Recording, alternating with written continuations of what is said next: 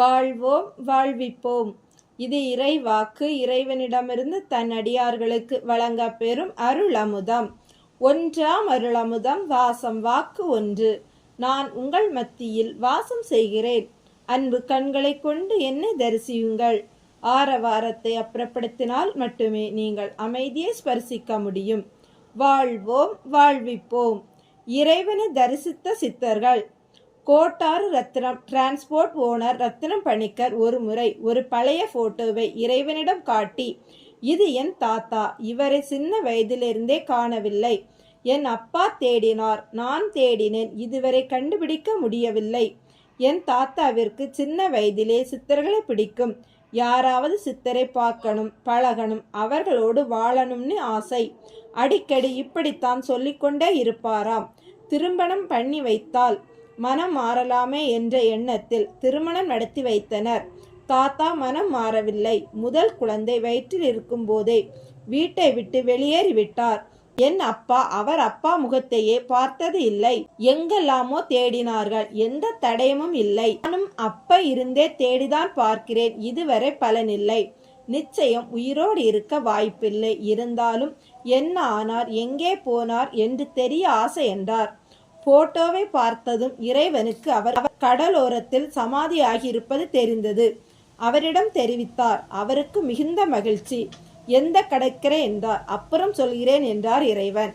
இரவு வீட்டில் நடுநிசை தியானம். காட்சி தெரிந்தது இறைவனுக்கு. கடற்கரை கடலினுள் ஆழ் நிலையில் தவம் பண்ணி கொண்டிருந்தவர் கண் விழித்து இறைவனை பார்க்க, இறைவனும் பார்க்க அப்படியே நீரினுள் இருந்து வெளியே வந்தார். நீண்ட தாடி, சிலும்பல் முடி, ஒல்லி உருவம், அம்மன தோற்றம், இரு கைகளை தலைமேல் தூக்கி கும்பிட்டார். தான் மச்சமுனி என்றார். இறைவனுக்கு திடுக்கென்றது. மச்சமுனி மிகப்பெரிய சித்தர்கள் கூட்டத்தை வைத்திருந்தவர், ஞான உபதேசம் செய்பவர். இறைவனுக்கு தொண்டாற்ற வருவதாக வேண்டுதல் செய்த ஞாபகம். இறைவா, ரத்தினத்தை பிடித்து வைத்ததை உங்களை பார்க்கத்தான் என்றார். இறைவனுக்கு புரியவில்லை. யார் ரத்தினம் என்றார். நவலடி கடற்கரையில் சமாதி ஆகியிருக்கும் ரத்தினம் பணிக்கரை தேடி தாங்கள் வருவீர்கள் என்பதாலே அவரை இங்கே வைத்திருந்தோம் என்றார். இறைவனுக்கு ஆச்சரியமாக இருந்தது. நவலடி கடற்கரையில் இருந்து உவரி கடற்கரை வரை சித்தகணங்கள் வரிசையாக நின்று கையை தலைமேல் உயர்த்தி கும்பிட்டபடி நின்றனர். அப்போது மச்சமுனி கூறினார், இறைவா, உங்கள் வருகைக்காக காத்திருந்தோம். நீங்கள் வந்ததும் சித்தர் ஆட்சி ஆரம்பமாகும். கைலாசநாதர் கன்னியாகுமரி கடற்கரையிலிருந்து நவலடி வரை சித்தகணத்தோடு கடலில் தவநிலையில் இருக்கிறார். நான் நவலடியில் இருந்து உவரி கடற்கரை வரை சித்த கூட்டத்தோடு தவநிலையில் உள்ளேன். வாலை சித்தர் உவரியிலிருந்து திருச்செந்தூர் கடற்கரை அற்றம் வரை தன் சிஷ்ய குழுவுடன் தவத்தில் உள்ளார். உங்கள் ஆணைக்கு காத்திருக்கிறோம்.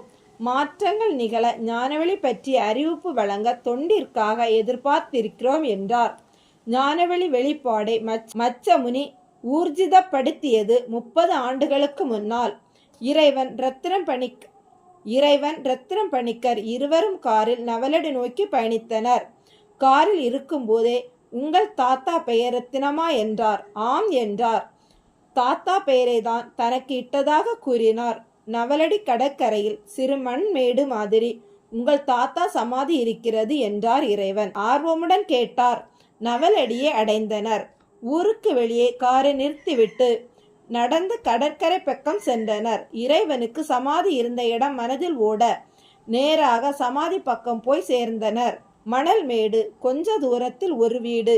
அங்கே போனார்கள். அந்த வீட்டில் இருந்தவரிடம், அது என்ன கடற்கரை சமாதி என்றனர். அவர், அது ரத்தினம் பணிக்கர் சமாதி. எங்கிருந்து இங்கு வந்தார் என்று எனக்கு தெரியாது. எங்க அப்பாவுக்கு அவர் குரு, அதனால் அப்பா அவருக்கு உதவி பண்ணி வந்தார்.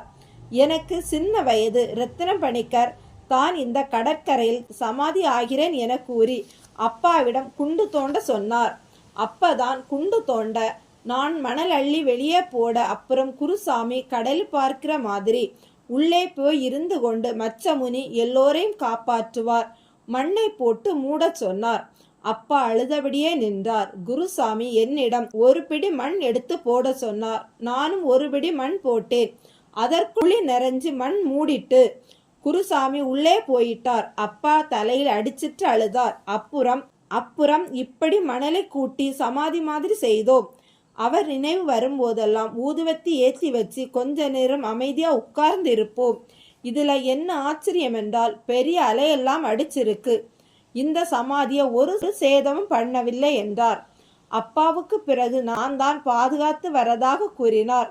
இறைவன் ரத்தினம் பணிக்கரிடம், தாத்தா சமாதிக்கு ஒரு மண்டபம் போல் கட்டி கொடுங்கள், இவர்களுக்கும் பண உதவி பண்ணுங்கள், வருடந்தோறும் குரு பூஜையை நீங்களே பொறுப்பேற்று நடத்துங்கள் என்றார். ஒத்துக்கொண்டார். ரத்தினம் பணிக்கர் துருப்புச் சீட்டு மச்சமுனி வெளியிட்டதே காலக்கணக்கு. இறைவனை தரிசித்த சித்தர்கள் கூட்டத்தில் மச்சமுனி அடங்கிவிட்டார். வாழ்வோம் வாழ்விப்போம்.